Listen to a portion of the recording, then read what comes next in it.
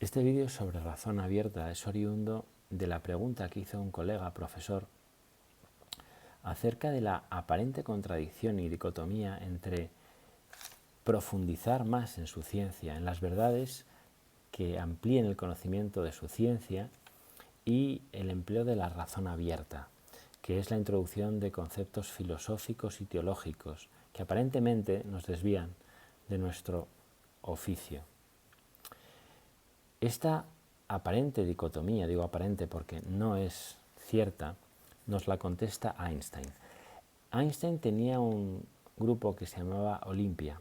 En él se leían libros y luego se comentaba las verdades que los lectores habían encontrado en estos mismos libros.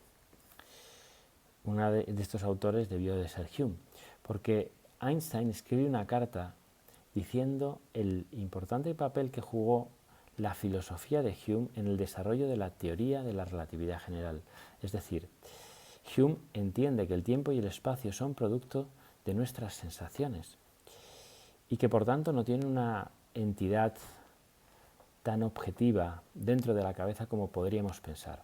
Esto le hizo replantearse el concepto de espacio y tiempo y vio al final que es la curvatura del espacio y tiempo la que genera el aparente efecto de la gravedad. Como vemos, pensó fuera de la caja. Y estas teorías suyas luego fueron confirmadas por aparatos potentísimos cuando él no había tenido estos aparatos para hacer estas comprobaciones.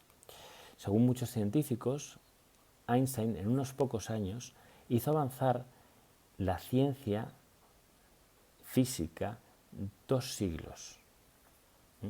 ¿Por qué? Porque logró pensar fuera del común sentir, del común pensamiento de sus correligionarios físicos.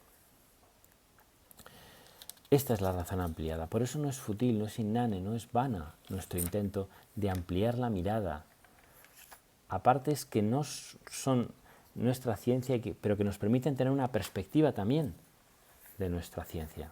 Bienvenidos a este vídeo.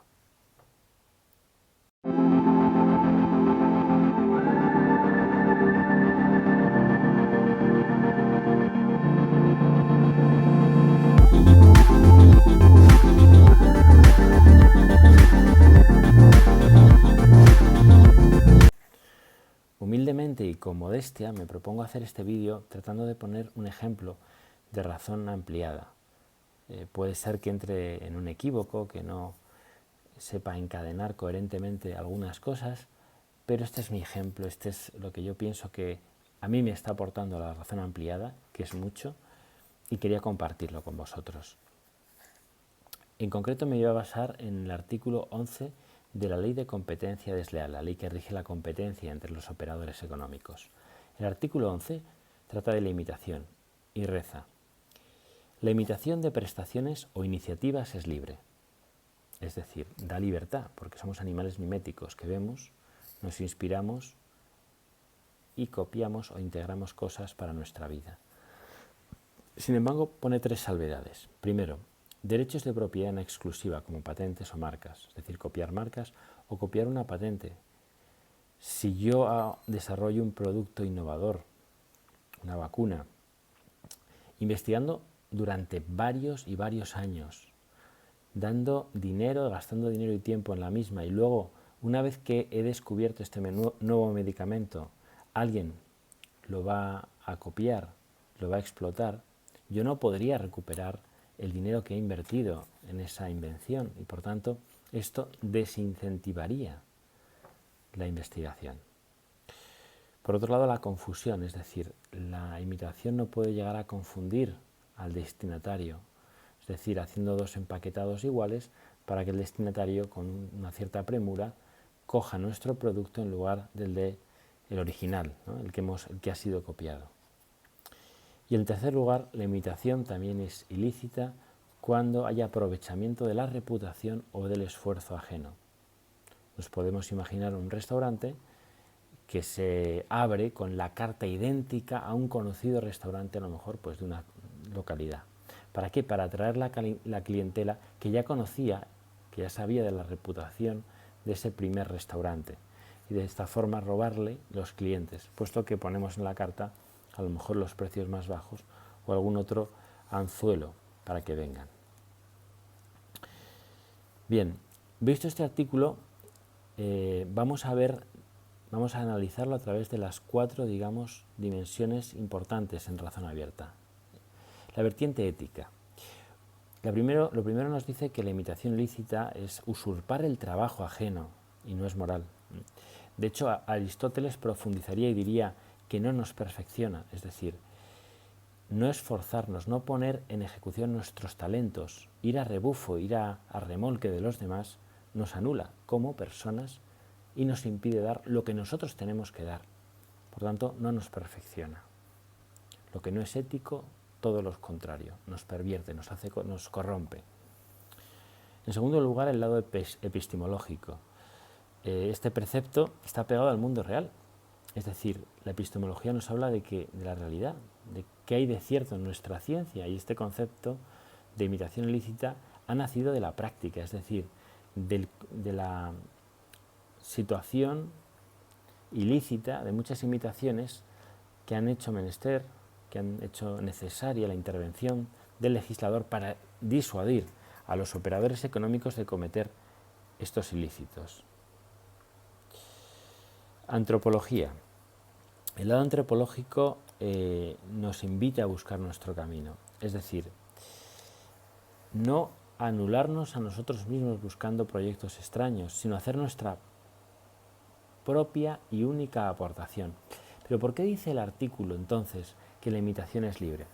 Porque, como decía antes, el hombre es un animal mimético que aprende por copia, por imitación, desde nuestro padre, desde nuestra madre, hasta los modelos de conducta que vemos en personajes famosos que nos inspiran, personajes relevantes del deporte, de otros mundos, de otros sectores. Somos animales que necesitamos esa corriente de inspiración, de aprendizaje, de observación.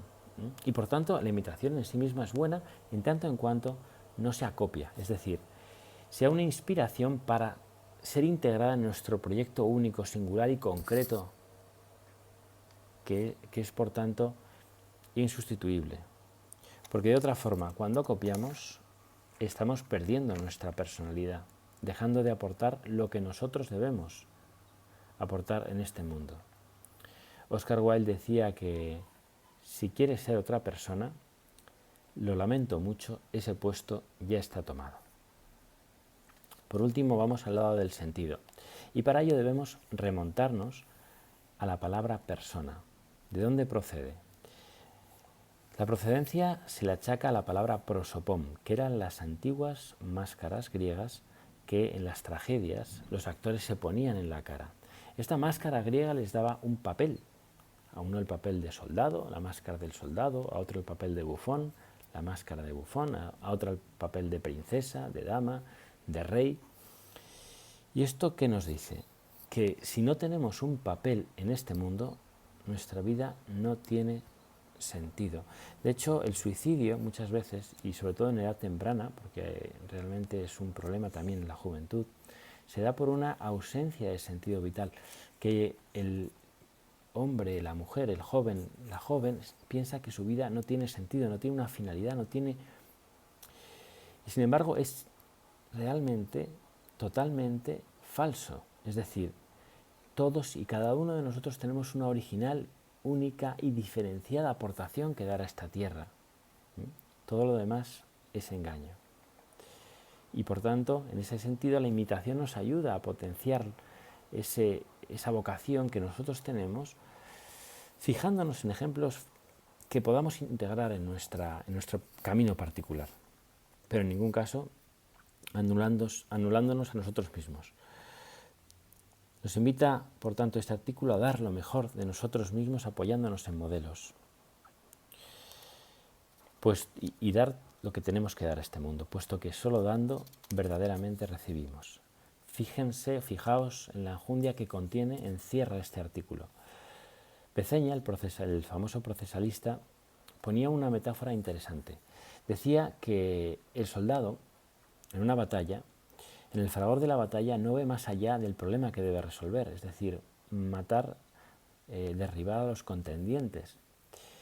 En tanto, el general, desde arriba, ve la estrategia que están siguiendo sus huestes y las dirige a un lado y al otro. Así, el práctico, el científico especialista, está metido tanto en su problema que no ve el concepto, no ve la realidad genérica, más abstracta, más con perspectiva.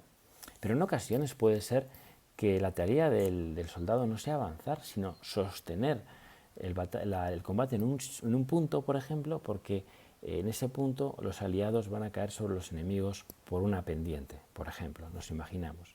Entonces, si el práctico conoce los planes del general, podría subvenir con más veras sus conatos, sus intentos, sus estrategias. Igualmente, en nuestro caso, la inteligencia profunda de este artículo, a través de este método filosófico, nos va a permitir aplicar la norma de una forma más consciente, más profunda, más argumentada, más convencida, conociendo mucho más su utilidad y su funcionalidad.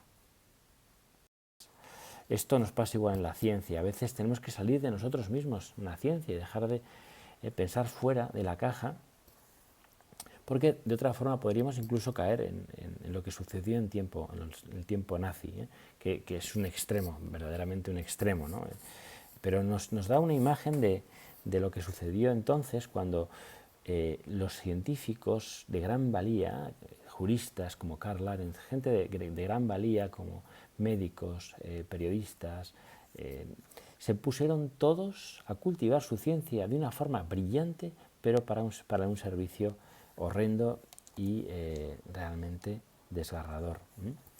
Estaban solamente enfocados en el perfeccionamiento y avance de su ciencia, incluso a costa de la vida de los hombres y de la vida humana.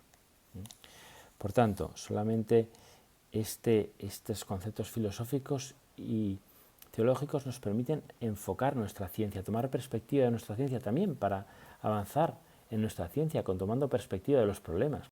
Por último, hago una breve referencia teológica respecto a este artículo, y es la siguiente. Se refiere al bautismo. En el bautismo hay 3 signos interesantísimos que se dan a los bautizados. Uno es el óleo de los catecúmenos, ese óleo que se daban los gladiadores cuando iban a salir a la arena para no ser agarrados, cogidos por el contrario. Este nos preserva del mal, digamos simbólicamente, nos protege de que nos agarre el maligno. En segundo lugar tenemos el agua, que es el signo por excelencia, el que nos hace hijos de Dios. Pero hay un tercer óleo, que en este caso es el que más me interesa, que es el crisma. Ese óleo se daba a los profetas, sacerdotes y reyes, a personas que tenían un papel capital para la historia de su pueblo. Lo recibió, por ejemplo, el rey David. Y este óleo lo recibimos, que allí solo se recibía por muy pocas personas, lo recibimos todos los bautizados, significando con ello que todos y cada uno de nosotros tenemos una misión maravillosa, singularísima e importante que cumplir en esta vida, aunque no sea muy visible, muy vistosa, pero existe. Y eso es nuestro sentido vital. Ese es el papel que debemos desempeñar en esta tierra para el bien de todos los que nos rodean. Ánimo con esa tarea.